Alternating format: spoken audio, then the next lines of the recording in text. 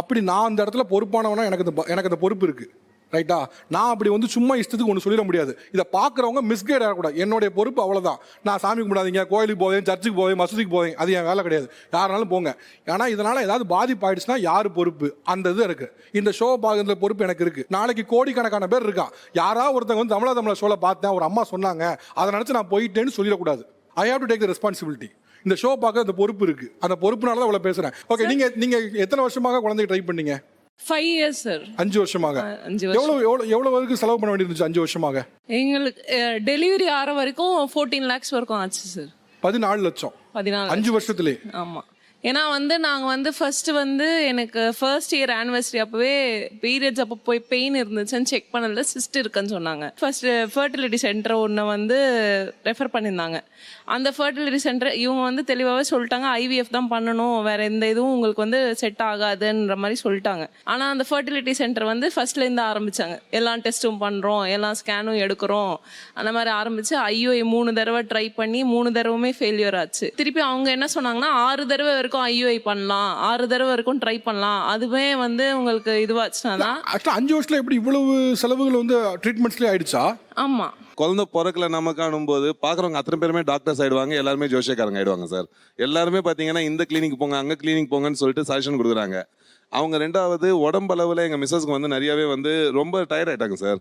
ஏன்னா 2 சர்ஜரி முடிஞ்சிச்சு, லேப்ரோஸ்கோபி 2 வாட்டி பண்ணிட்டாங்க, சிஸ்ட் ஃபார்ம் ஆச்சுன்னு சொல்லிட்டு. ஒரு ஸ்டேஜுக்கு மேலே வந்து என்னால் முடியலன்ற மாதிரி கூட ஆயிட்டாங்க. அதோடைய ஆஃப்டர் எஃபர்ட்ஸ் இன்னி வரைக்கும் அவங்க ஃபேஸ் பண்ணிட்டு தான் இருக்காங்க. ஆக்சுவலாக டெக்னிக்கலாகவே நிறைய ப்ரெஷர்ஸ் தாண்டி போயிருக்கீங்க. ஒரு மென்டலாக உங்களை ரொம்ப பாதித்த விஷயம் என்ன?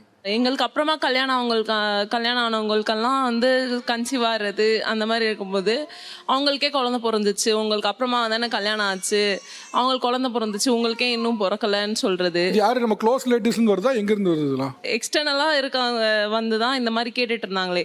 அதுக்கு மேலே ஒரு கட்டத்துக்கு மேலே என்ன ஆச்சுன்னா வந்து குழந்தை பிறந்த அந்த தொப்புள் கொடி இருக்கும்ல சார், அதெல்லாம் வந்து கொடுத்தாங்க எனக்கு. இதை சாப்பிட்டு வந்து உனக்கு வந்து குழந்தை சீக்கிரமாக நிற்கும். ஆமா, அத வந்து தொப்புள் கொடியை வந்து ஒரு ரிலேஷன் தான் சார். அவங்க வீட்டில் வந்து குழந்தை பிறந்திருக்கு, அந்த மாதிரி வந்து தொப்புள் கொடி கொடுத்து. ஓகே, ரிலேஷன் எங்க இருக்காங்க?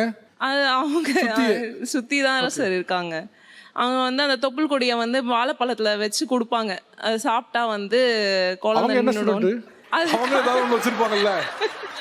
இல்லைன்னா வந்து நிறைய கோயிலுக்கு போகிறது, இந்த கோயிலுக்கு போங்க, இந்த மாதிரி நடக்கும், அந்த கோயிலுக்கு போங்க. எங்களுக்கு வந்து ஒரு புக்கு ஃபுல்லாகவே லிஸ்ட் எழுதி வச்சிருக்கோம் சார். நாங்கள் இந்த கோயில் போகிறதுனா இல்லை, குழந்தை பிறந்த அப்புறமா என்னென்ன நேர்த்திக்கடன்லாம் பண்ணணும்ன்ட்டு ஒரு லிஸ்ட் எழுதி வச்சிருக்கோம். அதில் பாதி கூட நாங்கள் இன்னும் முடிக்கல. சரி, ஓகே பக்கத்தில் விடுங்க, அவன்கிட்ட விடுங்க. உங்களுடைய லைஃப் ஜேர்னி இதில் எத்தனை ஆண்டுகள் வந்து நீங்கள் குழந்தைக்காக ட்ரை பண்ண வேண்டியதுச்சு? 6 years ஆச்சு. 6 வருஷம். ஓகே, இந்த 6 வருஷங்கிறது இந்த பீரியட் நீங்கள் எப்படி டிஃபைன் பண்ணீங்க? இந்த 6 இயர்ஸ்ங்கிறது 6 yearsல என்ன பண்ணோன்னா, என்னோட ப்ராப்ளம் என்னென்னா over weight. Okay, obesity. 2015 marriage ஆச்சு. 2 வருஷத்துக்கு அப்புறம் தான் கன்சீவ் ஆனேன், 2017. ஓவர் வெயிட்டு, ஹைப்பர் டென்ஷன்னால என்ன ஆச்சு, ஃபஸ்ட்டு பேபி 7 month அபார்ட் ஆகிடுச்சு. அது வந்து ஒபிசிட்டி தான் காரணம் சொன்னாங்களா? அது வந்து அதுவும் ஒரு ரீசன். அதுக்கப்புறம் ஒரு 6 month கேப்பு, திரும்பவும் ட்ரீட்மெண்ட்டு, திரும்பவும் கன்சீவ் ஆகணும், திரும்ப அதே 7 month இன்னொரு பேபி. நம்ம பக்கத்துலலாம் சொல்லுவாங்கள்ல, நீங்கள் ஓவர் வெயிட்டாக இருக்கீங்க, நம்மக்கிட்ட பேசுகிறவங்க எல்லாருமே டாக்டர் ஆகிடுவாங்க. உங்களுக்கு வந்து தைராய்டு இருக்கும், பிசிஓடி இருக்கும், எல்லோரும் என்னென்ன சொல்கிறாங்களோ அதெல்லாம் நம்ம ஃபாலோ பண்ணுவோம். கோவிலுக்கு போகிறது, பரிகாரம் பண்ணுறது, இவங்க சொன்ன எல்லாமே நான் பண்ணியிருக்கேன். தமிழ்நாட்டில் இருக்க என்னென்ன கோயிலில் பரிகாரம் இருக்கோ அவ்வளோ நான் போய் பண்ணியிருக்கேன். இந்த இவங்க சொன்ன மாதிரி இந்த தொப்புள் கொடியை வச்சு வாழைப்பழத்தில் சாப்பிடுன்னு சொன்னாங்கல்ல, அந்த மாதிரி எனக்கு என்ன சொன்னாங்கன்னா, புள்ளத்தாச்சி பூச்சின்னு ஒன்று இருக்குது, அதை வந்து வாழைப்பழத்துக்குள்ளே வச்சு கொடுப்பாங்க. அது மண்ணுக்குள்ளெல்லாம் இருக்கும், ஒரு பூச்சி, குள்ளப்பூச்சி, மண்ணில் போகிற புள்ள பூச்சியை பிடிச்சி கொடுப்பாங்களா? அப்படியே என்ன சாப்பிட மாட்டோம் நம்ம அப்படிங்கிறதுனால வாழைப்பழத்துக்குள்ளே வச்சு கொடுப்பாங்க. நாங்கள் சாப்பிட்டதில் சொல்லியிருக்காங்க இந்த மாதிரி, அதாவது அந்த பூச்சி கிடைக்கல, அப்படி கிடைச்சிட்டு தான் கொடுத்துருப்பாங்க. நல்ல வேலை சாப்பிடாம இருந்தீங்க. வேற என்ன இருக்கு?